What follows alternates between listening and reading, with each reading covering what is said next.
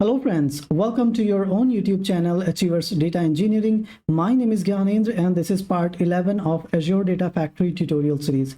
In this video, we are going to discuss about how to parameterize linked service within Azure Data Factory. Now, if you don't know what is linked service and other key components, then I would highly recommend watch my previous videos in which we have discussed in details about the key components of Azure Data Factory. So let's get started with parameterizing linked services within Azure Data Factory. All right, guys. So if you're following along to this tutorial series, then in our previous video, we created this particular pipeline. And through this pipeline, we created this copy activity. And using this, we copied data from our on-prem Azure SQL of this particular table, that is DIM customer, into our Azure SQL database under this table name customer table. Now, in order to create this particular copy activity, what we did, we created a linked service also, through which we pass the connection string to our copy activity for that Azure SQL, for that on-prem SQL. Now, let's assume there is a scenario that on a particular server, the server name that we have passed here, on that particular server, there are two different databases, and I want to copy the same table from two different databases into our destination. Now, it's a very vague example. However, let's understand how can we achieve it using parameterizing the linked services within Azure Data Factory. So let me first do one thing. I'll just go on to the on-prem SQL and let's create a new database. And I'll name it as test database. Hit OK.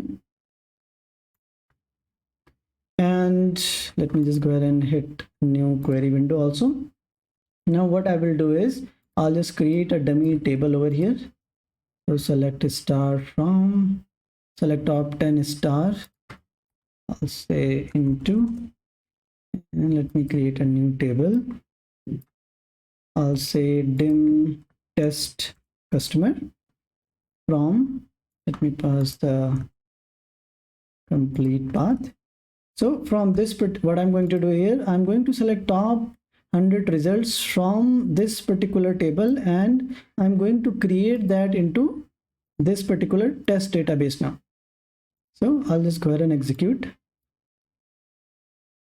All right. So now I should be able to select some data from here. Select star from dim test customer. Now this particular data is now created in a different database. Now what I want to achieve is, in the existing linked service that I have created here, I should be able to pass this database name on the run. So what I can do here is, if we scroll down in the bottom within the linked service, there is some option through which we can create parameters. So just expand that and hit new. Now I can pass a name here. So let me, if I say it database name, for now data type, it would be string, and I'm going to leave the default values as is. I'll just enter the password again and hit apply. Oh, there's one more thing that we can do here is, now what I can do, I will go ahead and delete the database name from here. And once I have clicked inside this particular field, there is one option in the bottom that says add dynamic content. I will just click on it. Now here a new window will appear. It's nothing but a new kind of variable language or expression that we can pass here. Now if you would notice, there is one parameter available here which was not there earlier. We just created that. The parameter that we created in the previous window, this database name, that same parameter is available there. I can just select that and it will say linked services dot database name, because this particular parameter is created for or within a linked services. So I'll just say that, select that and hit OK. Now this particular parameter is added in front of a database name, and I'll just again pass the password. And now I would hit apply. All right. Now after applying, if we go ahead and open that particular linked service in the JSON format, then you would notice in front of its database name, we are able to see that parameter details over here. Now you must be wondering, if it is not having the database name, only the parameter name, then how it is going to execute.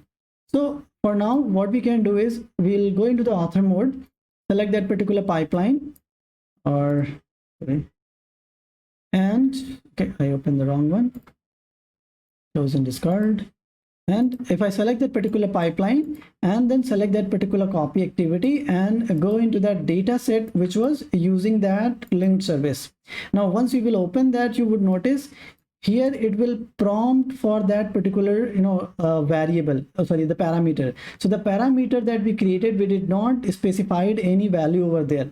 That value we can for now specify over here, though even though we are hard coding it here, but it's just for the example, a very basic example to understand how parameters are working.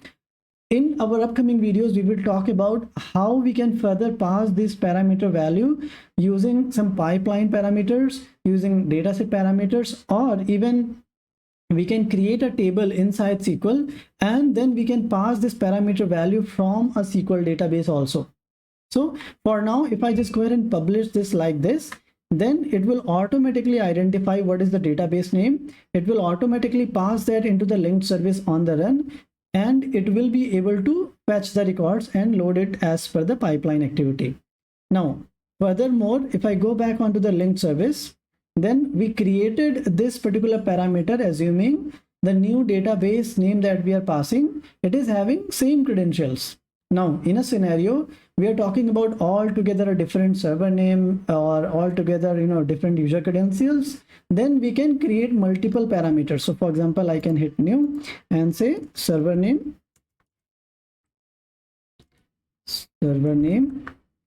make it a string.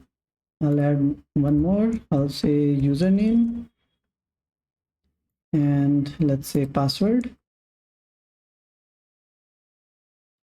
Now what we can do is we can select all this. So if I go ahead and delete this one, hit add dynamic content, and here I can select the server name, hit OK. Similarly, I can go into the username and say add dynamic content, and we can select the username. Okay, and similarly we can do it for the password. So I'll just select the password and hit OK, and we can go ahead and hit apply. Now in this way, this linked service is completely parameterized, and we will be able to pass this parameter value on the runtime, and we will discuss in details in our upcoming videos how can we pass this some other I hope you like the content. If yes, please go ahead and hit the like button and do subscribe to my YouTube channel to stay up to date on any latest video that I upload. Thank you for watching. Keep learning. Have a great day.